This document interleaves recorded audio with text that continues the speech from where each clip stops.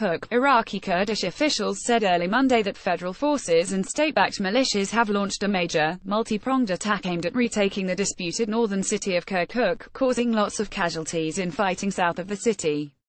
The Kurdistan Region Security Council said in a statement that Kurdish forces known as Peshmerga have destroyed at least 5 U.S.-supplied Humvees being used by the state-sanctioned militias following the unprovoked attack south of the city. Inside Kirkuk, a multi-ethnic city that is home to more than 1 million people, residents shuttered themselves in homes and reported hearing sporadic booms they said sounded like shelling and rocket fire. Brig. Gen. Barzad Ahmed, a spokesman for Kurdish forces, said federal forces have seized an oil and gas company and other industrial areas south of Kirkuk in fighting with Kurdish forces that caused lots of casualties, without providing a specific figure. He said Iraqi forces have burnt lots of houses and killed many people in Toz Kormato and Dakik, south of the disputed city. He said Kurdish forces, known as Peshmerga, have destroyed 1 or 2 of their tanks. His claims could not be independently verified. Iraq's Interior Ministry said in a brief statement that federal forces have taken control of a power plant, a police station and industrial areas near Kirkuk. It provided no further details on the fighting or casualties in what it referred to as Operation Imposed Security on Kirkuk. Tensions have soared since the Kurds held a non-binding referendum last month, in which they voted for independence from Iraq. The central government, along with neighboring Turkey and Iran, rejected the vote. The United States has supplied and trained Iraqi federal forces and the Peshmerga, both of which are fighting the Islamic State group.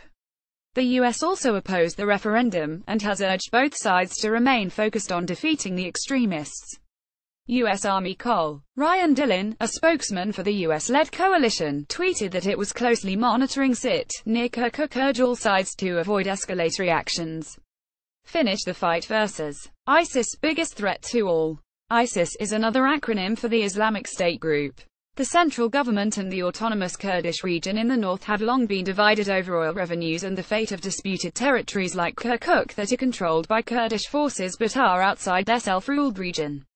The Kurds assumed control of Kirkuk, in the heart of a major oil-producing region, in the summer of 2014, when IS militants swept across northern Iraq and the country's armed forces crumbled. Baghdad has demanded the Kurds withdraw. The Kurdish Security Council said the assault launched late Sunday was aimed at entering the city and retaking the K1 military base and nearby oil fields. State-run Al-Iraqi TV had earlier reported that federal forces rolled into parts of the countryside outside Kirkuk without facing resistance. However, some residents of the city and an Iraqi militia commander reported shelling.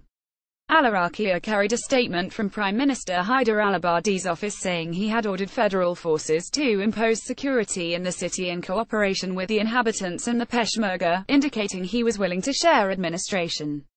A commander of the local Kurdish police force said his forces remained in control of the province's disputed oil wells. There's been no agreement to hand over the wells until now. As for the future, I don't know, said Baya Ahmad Amin. Iraq's state-sanctioned militias, the mostly Shiite Arab Popular Mobilization Forces, were ordered to stay out of the city, according to al-Abadi's office, and instead keep positions in the countryside. They are viewed with deep suspicion by Kurdish residents, who see them as beholden to Iran rather than Iraq's central government. The predominantly Shiite militias are sponsored and guided by Tehran. Erkuman Turkman, a PMF commander, said shortly before forces began moving in that he expected orders to move on Kirkuk's oil wells, its airport and a nearby K1 military base, but not the city. Haytham Hashem, another PMF commander, reported shelling on his position in Toz Kormato, 10 kilometers 6 miles from the edge of Kirkuk city. Baghdad has been turning the screws on the Kurdish region since the September referendum, pushing Kurd leaders to disavow the vote and accept shared administration over Kirkuk. Iraq's government barred international flights to and from the region and asked neighboring Turkey and Iran to close their borders. Iran closed its 3 official crossings with the Kurdish region Sunday, Kurdish media reported. It also froze currency transfers to 4 banks operating in the Kurdish region. Al-Abadi has demanded shared administration over Kirkuk.